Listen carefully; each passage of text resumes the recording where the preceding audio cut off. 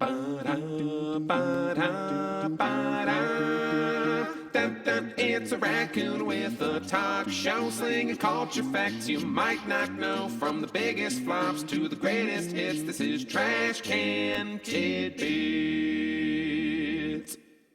Hey everyone, it's Beaton here, and I bid you welcome back to Trash Can Tidbits episode 30.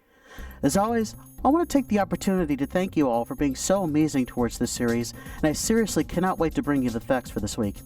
Thanks again to my last video from the previous week, and the support from Shadow Raccoon for his time and his wonderful answers. I look forward to more collabs in the future. Let's get right into it with fact number 1. Did you know that Dr. Evil in the Austin Powers franchise was very nearly played by Jim Carrey? Mike Myers was already playing the title character of Austin, and he had originally asked Jim to play his nemesis. However, he had to turn the role down due to scheduling conflicts with his film Liar Liar, and then Myers ended up playing the role himself. It's become a trademark of his to play multiple characters in the same film. Myers has further stated that his Dr. Evil voice was based on his Saturday Night Live boss, Lorne Michaels. Fact 2. Did you know that there were 3 movies released in 2019 that featured the music of renowned Broadway composer Stephen Sondheim, even though none of the films are musicals?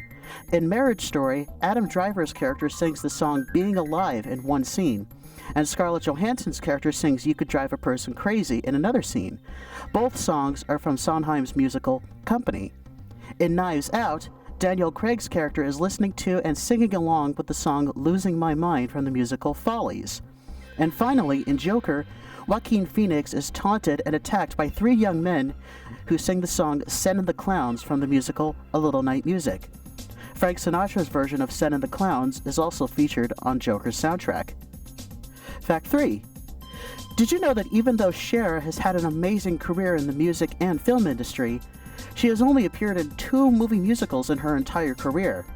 She starred alongside Christina Aguilera in the 2006 movie Burlesque, where she got to sing the Golden Globe-winning song You Haven't Seen the Last of Me, and she also recently appeared in Mamma Mia, Here We Go Again, where she got to sing the standout ABBA song Fernando as a duet with Andy Garcia. Fact 4.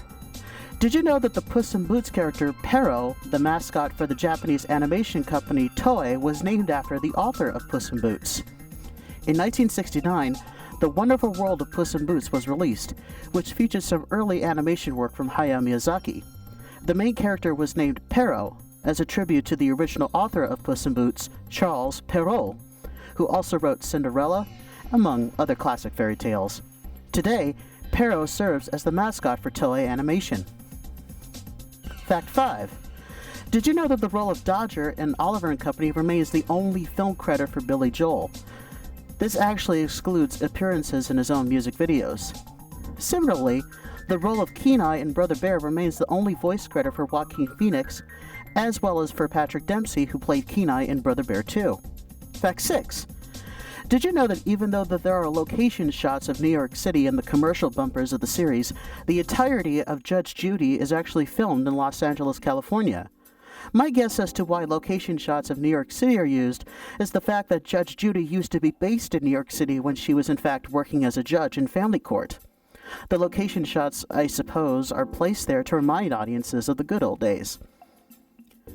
Fact 7. Did you notice that the melodies for the Disney songs Les Poissons from The Little Mermaid and Be Our Guest from The Beauty and the Beast sound remarkably similar to each other? In both cases, the songs are about food and are sung by a French-speaking character. It's even more interesting to note that both songs were written by Alan Menken and Howard Ashman back-to-back in an even more interesting note. It's just something that I noticed and just wanted to point out to all of you. Fact 8. Did you know that the idea to have Superman fly came from the Superman radio show from the 1940s? In the early issues of the comics, Superman actually didn't fly, he just jumped really high, hence the able to leap tall buildings in a single bound statement.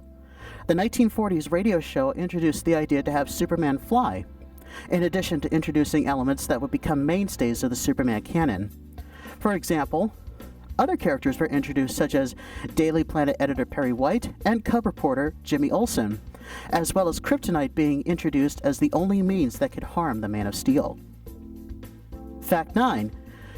Did you know that the voice actors who played Cruella de Vil in 101 Dalmatians also played the narrator in a previous Disney classic? Betty Lou Gerson provided the flamboyant voice and laugh of the fur-loving Disney villain, but she apparently also appeared in another voiceover role where her part was more tender and calming, that of the narrator in Cinderella. Gerson's final voiceover role before her death was as Frances Albacore in Cats Don't Dance. And finally, Fact 10 comes once again from my friend Beastly Drohan. Did you know that Ewan McGregor, best known for playing Obi-Wan Kenobi in the Star Wars prequel trilogy, has had a knack for doing dance sequences that either mimic or pay homage to Gene Kelly's iconic song Singin' in the Rain? In Moulin Rouge, there's a moment where he sings Elton John's Your Song, and the scene changes to him dancing with an umbrella and striking a pose on a lamppost. And when he played Lumiere in the 2017 remake of Beauty and the Beast, during the climax of the song Be Our Guest, he grabs a ladle and dances around puddles of pouring wine in a similar manner to Gene Kelly. Thanks for sharing that fact with me, John. Keep them coming. And there we go for this week. I hope you all liked what I brought to you, and I always encourage viewers to share their own knowledge with me as well. If you have an interesting fact you want to share with me, drop a comment or get in touch with me on my social media. And as always, don't forget to like, subscribe, share, and boop that little bell down there to be notified for future videos. Thanks for watching, and I'll see you next time.